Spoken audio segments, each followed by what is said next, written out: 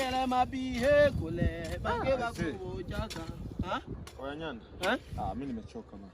Yaani umechoka hivi tu. Tukapumzike bana. Hamna, yani kama hivi huwezi ukaoa kwetu. Yaani kama hivi huwezi ukaoa kwetu. Sawa? Kwani mke tu hadi kazi mwanangu mimi. Yaani hadi kazi, yani hadi bila kazi uoe mke kwa kweli. Hatuwezi kumuozesha sisi, siwezi kumuozesha tatangu kwa mtu ambaye hajiwezi. Wewe angalia bwashi. Mimi nimepewa maelekezo kwamba tumelima kote huko. Hapana, sio hapo umelima. Hapo bado tunasikia.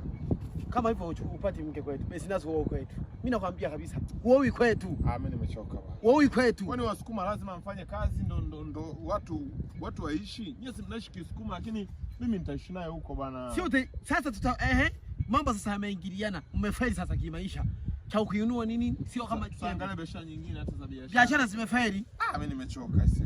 Kwa kweli bila jembe. Unasikia? Unakaa kabisa. Nimechoka bana. Pesa unakaa kabisa pesa. Twende nyumbani bana, mimi nimechoka. Kwa kweli tato. Yaani lima kabisa. Yaani uko ndembe hivyo, yani hivi tu, kulima tu eti nimechoka. Majabi mawili tu kujikanua.